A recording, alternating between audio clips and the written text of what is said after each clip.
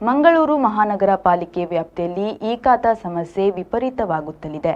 ಕಳೆದ ಮಳೆಗಾಲದಲ್ಲಿ ಸುರಿದ ಭಾರೀ ಮಳೆಗೆ ನಗರ ಭಾಗದ ರಸ್ತೆಗಳು ಸಂಪೂರ್ಣ ಹದಗೆಟ್ಟಿದ್ದು, ಚರಂಡಿ ಮತ್ತು ಒಳಚರಂಡಿ ಕಾಮಗಾರಿಗಾಗಿ ಅನುದಾನ ಸೇರಿದಂತೆ ಹಲವು ವಿಷಯಗಳ ಬಗ್ಗೆ ಅಧಿವೇಶನದಲ್ಲಿ ಶಾಸಕ ವೇದವ್ಯಾಸ ಕಾಮತ್ರವರು ಧ್ವನಿ ಎತ್ತಿದರು.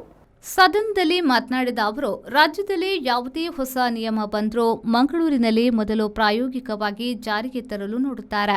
ಈ ಹಿಂದೆ ನಗರದಲ್ಲಿ ಜಿಪಿಎಸ್ ಆಧಾರದಲ್ಲಿ ಈ ಖಾತಾ ಆರಂಭಿಸಲಾಗಿದ್ದು, ಲೊಕೇಶನ್ ಸೆರೆ ಹಿಡಿದು ಪ್ರಕ್ರಿಯೆ ಪೂರ್ಣಗೊಳಿಸಲಾಗ್ತಾ ಇತ್ತು.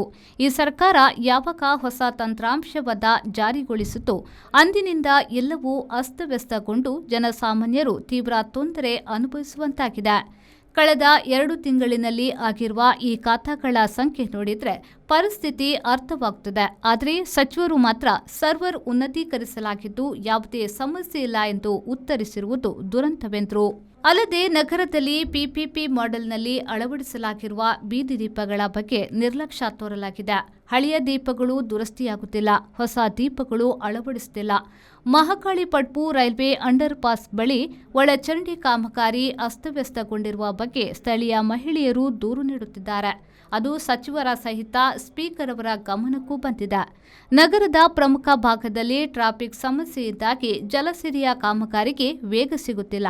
ಇಂತಹ ಮೊದಲಾದ ಸಮಸ್ಯೆಗಳ ಬಗ್ಗೆ ಕೂಡಲೇ ಸರ್ಕಾರ ಗಮನ ಹರಿಸಬೇಕು ಎಂದು ಹೇಳಿದರು. ಮಳೆಯಿಂದಾಗಿ ಹಾಳಾಗಿರುವ ಮಂಗಳೂರು ಮಹಾನಗರ ಪಾಲಿಕೆ ವ್ಯಾಪ್ತಿಯ ರಸ್ತೆ ಗುಂಡಿಗಳು, ಚರಂಡಿಗಳು ಮತ್ತು ಒಳಚರಂಡಿಗಳ ಕಾಮಗಾರಿಗಳ ಅನುದಾನ ಬಿಡುಗಡೆ ಮತ್ತು ಈ ಖಾತಾದ ಸಮಸ್ಯೆ ಬಗ್ಗೆ ನಾನು ನಗರಾಭಿವೃದ್ಧಿ ಸಚಿವರಿಗೆ ಗಮನವನ್ನು ಸೆಳೆಸಲಿಕ್ಕೆ ಬಯಸ್ತಾ ಇದ್ದೇನೆ. ಯಾವುದೂ ಒಂದು ಕೆಲಸ ಕಳೆದ 2.5 ವರ್ಷಗಳಿಂದ ಇವತ್ತಿನ ತನಕ ಪ್ರಾರಂಭ ಆಗಿಲ್ಲ. ಅವರು 2.5 ವರ್ಷದಿಂದ ಒಂದೇ ಭಾಷಣ ಹೊಡಿತಾರೆ. ಸಭಾಧ್ಯಕ್ಷರೇ, ನಮ್ಮಲ್ಲಿ ಮಂಗಳೂರಿನಲ್ಲಿ ದಾರಿದೀಪ ಪಿಪಿಪಿ ಮಾಡೆಲ್ ಅಲ್ಲಿ ಕೊಟ್ಟಿದ್ದೀರಿ. ಪಿಪಿಪಿ ಮಾಡೆಲ್ ಅಲ್ಲಿ ತೆಗೆದುಕೊಂಡವನು ಅದನ್ನ ಮಾಡದೆ ನಿಲ್ಲಿಸಿದ್ದಾರೆ. ಹಳೆ ಲೈಟು ಹಾಕ್ತಾ ಇಲ್ಲ, ಹೊಸ ಲೈಟ್ ಇಂಪ್ಲಿಮೆಂಟೇಷನ್ ಟೆಂಡರ್ ತಗೊಂಡವನು ಪಿಪಿಪಿ ಮಾಡೆಲ್ ಮಾಡ್ತಾ ಇಲ್ಲ. ಹೊಸ ಎಲ್ಲೋ ಒಂದು ಲೈಟ್ ಹೋದ್ರೆ ಲೈಟ್ ಹಾಕ್ಲಿಕ್ಕೆ ಹೊಸ ವ್ಯವಸ್ಥೆಗಳು ಇಲ್ಲ. ಒಂದನೇದು ಇದನ್ನು ನಾನು ಗಮನ ತಂದಿದ್ದೇನೆ, ಆದ್ರೂ ಆಗ್ತಾ ಇಲ್ಲ. ಇನ್ನೊಂದು, ಮೊನ್ನೆ ಮಂತ್ರಿಗಳು ಮಂಗಳೂರಿಗೆ ಬಂದಿದ್ರು, ತಾವು ಇದ್ರಿ ಅಂಡರ್ಪಾತ್, ರೈಲ್ವೆ ಅಂಡರ್ಪಾತ್ ಉದ್ಘಾಟನೆಗೆ. ಅಲ್ಲಿ ಒಳಚರಂಡಿಯ ಬಗ್ಗೆ ಕೆಲವಾರು ಮಹಿಳೆಯರು ಬಂದು ಕಂಪ್ಲೇಂಟ್ ಕೊಟ್ಟರು. ನನಗೆ ಈಗ ಒಳಚರಂಡಿ ಎಲ್ಲೆಲ್ಲಿ ಕಾಮಗಾರಿಗಳು ಆಗಬೇಕು, ಈಗ ಕೆಲವು ಕಡೆಗಳಲ್ಲಿ ಮಿಸ್ಸಿಂಗ್ ಲಿಂಕ್ ಹಾಕಿದೆ.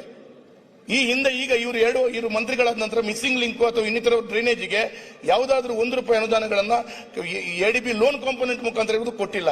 ನಾನು ಹೇಳ್ತಾ ಇದ್ದೇನೆ, ಇವತ್ತು ಮೊನ್ನೆ ಅವರ ಹತ್ರ ಬಂದಾಗ ಅವ್ರು ಕಣ್ಣಲ್ಲಿ ನೋಡಿದ್ರು,